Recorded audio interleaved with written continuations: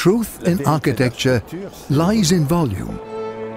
Truth in architecture lies also in the inhabited volume, because otherwise it would be sculpture.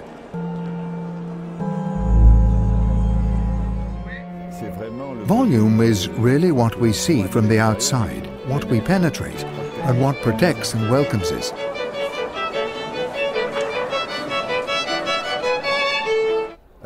A new audience is born, a new audience for painting, a new audience for libraries. My dream was actually to make it possible to cross the entire complex.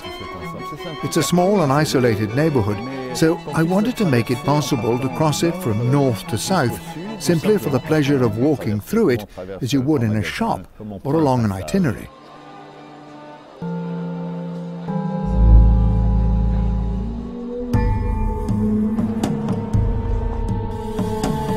Since 1978, when China opened its doors to the outside world, it has experienced an extraordinary explosion of economic and personal freedoms. Although there's still a long way to go, China is now richer than many democratic third world countries, with literacy levels double those of India. On the occasion of the 2008 Olympics, China has also made investments in culture and venues dedicated to the event. Thousands of construction sites are open. The urban landscape is being changed deeply. Today, it's marked by striking architectural features and design solutions, at times intensely debated, yet always admired for their originality and courage.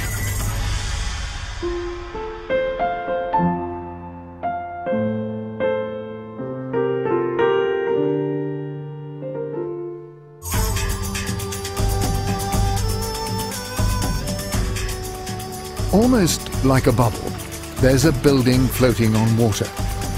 At first sight, people ask, what does that strange dome, titanium and glass, without any opening, right in the middle of a lake in the heart of Beijing, hide? Then, on the outside, one notices some dark red leather, and through a semi-transparent golden net, you have the entrance to the Opera House. You can also see figures walking in the lounge, the foyer, in the transparent underwater underpass connecting the building with the city.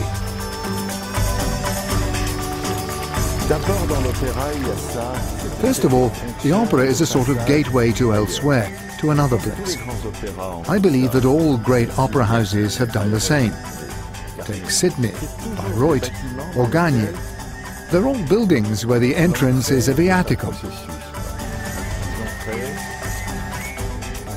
You enter and pass through a space that makes you lose part of your daily bearings, and you're now ready for the show, ready for the opera.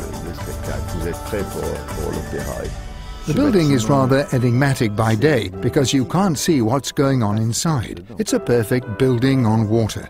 It mirrors itself, it's disorienting. It says nothing about itself. It suddenly breaks open, it opens up. It's the light that makes it open. The opera theatre is the project's most important element. The walls become opaque when the surrounding rooms are dark and translucent when they are lit.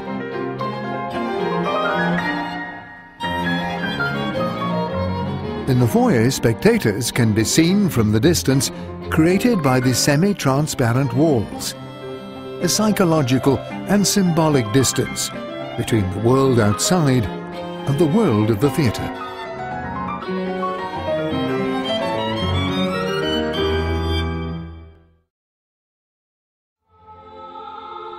The National Grand Theatre, built in a place rich in history, aims at becoming the symbol of new China, of its place in the contemporary world, and of its ability of making history in the future. It's an icon.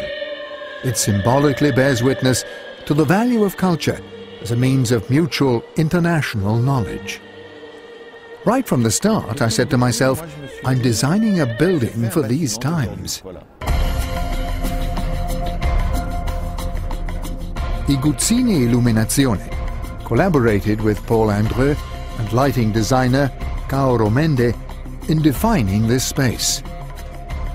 Its extraordinary interior volumes stand out by night thanks to the artificial lighting of the common spaces and foyer, signalling the presence of the National Grand Theatre in the urban landscape.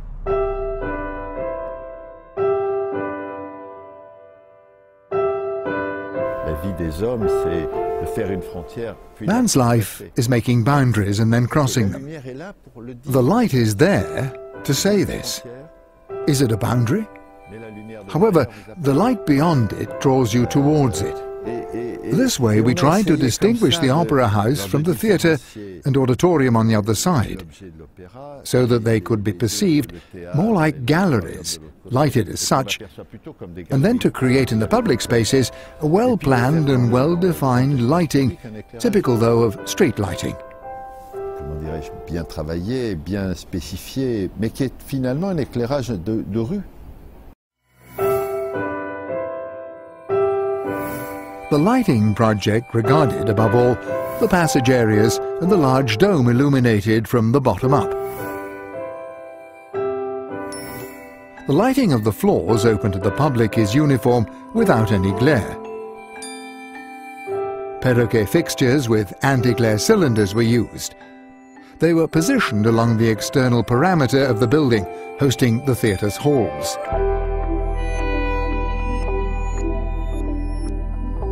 The large dome required a very thorough and complex lighting project. The surface was divided horizontally into 4 levels. Professional light-up walk recessed fixtures were installed for the lower part. Thanks to the wall washer optics, they afford perfect lighting of the wall.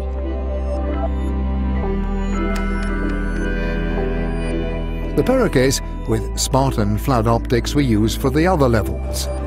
They were installed at 2 different levels, one at about 5 meters and the other at about 30 meters, and directed to create declining shades and densities on the wood surfaces.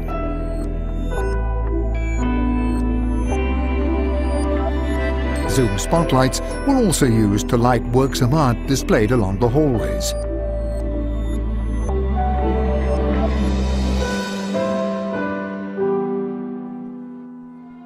Then for the rest of the building, we have fixtures that do their job. They work. They've proven to be reliable elsewhere, and I love them because they're well designed, yet at the same time sober.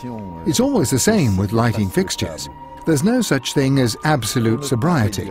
You cannot hide them, yet hiding them is not even desirable. You cannot reduce this space. This space is huge.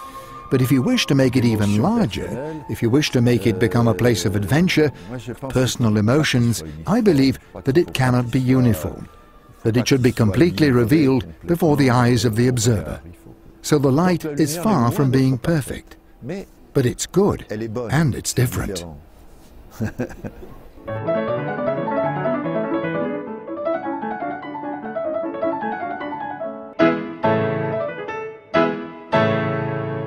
Beijing's Grand National Theatre is a touchstone of the global fabric.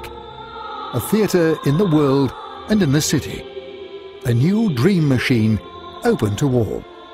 There's no other complex like it in the world.